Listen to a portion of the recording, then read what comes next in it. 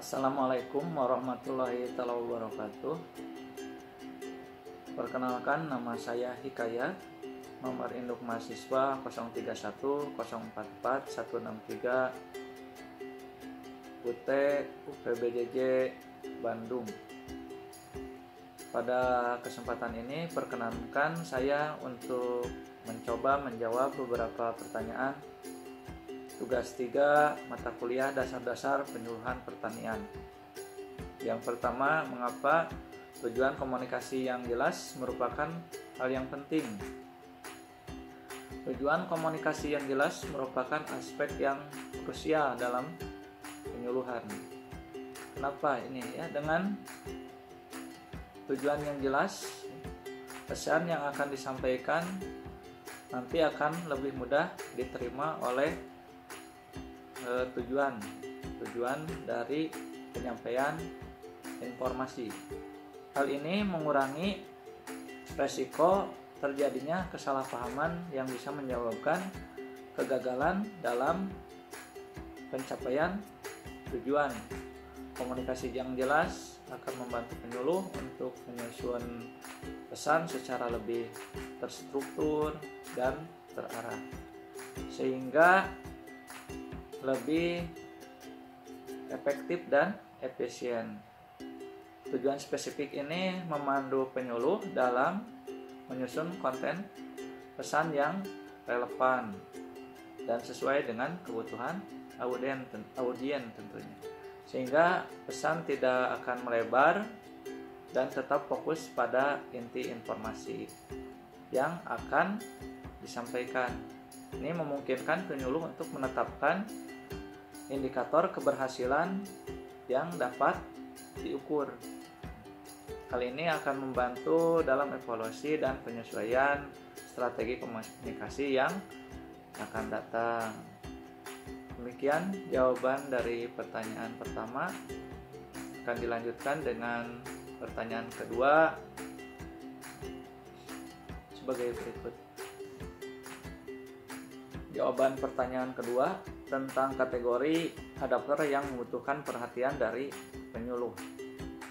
Dalam teori diffusi inovasi yang diperkenalkan oleh Everett Roger, ada 5 kategori adapter ya. Yang pertama inovator, yang kedua penerima awal atau early adapter, yang kedua mayoritas awal atau early majority, kemudian yang ketiga mayoritas akhir atau late majority, dan yang terakhir penerima akhir atau lagars. Penyuluh perlu memberikan perhatian khusus pada kategori penerima awal ya, atau early adopter, dengan beberapa alasan ya tentunya.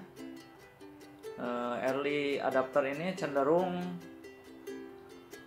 menjadi opinion leader di komunitas mereka ya, sehingga mereka lebih berpengaruh dalam membantu menyebarkan inovasi kepada mayoritas awal dan akhir. Nah, mereka lebih cepat menerima dan mencoba inovasi dibandingkan mayoritas ya, sehingga mereka dapat memberikan umpan balik yang penting bagi penyesuaian dan penyempurnaan inovasi. Dengan memfokuskan perhatian pada early adopter, penyuluh dapat mempercepat proses difusi inovasi melalui dukungan dan rekomendasi yang diberikan oleh kelompok ini kepada orang lain di komunitas mereka. Demikian jawaban kedua, dan akan dilanjutkan dengan menjawab pertanyaan ketiga. Menjawab pertanyaan ketiga tentang pendekatan penyuluhan yang baik ya. Pemilihan pendekatan penyuluhan yang terbaik ini bergantung pada konteks ya, karakteristik audien dan tujuan penyuluhan.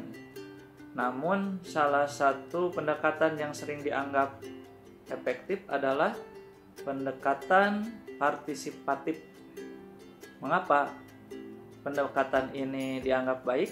Antara lain pendekatan partisipatif ini melibatkan audiens dalam proses penyuluhan. Jadi bukan sekedar penerima pasif.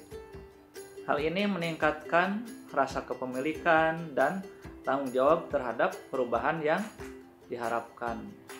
Dengan melibatkan audiens, penyuluh dapat lebih memahami kebutuhan dan konteks lokal, sehingga solusi yang ditawarkan lebih relevan dan tepat sasaran. Pendekatan ini tidak hanya berfokus pada transfer pengetahuan, tetapi juga pada pengembangan kapasitas audiens ya, untuk mengidentifikasi dan mengatasi masalah mereka.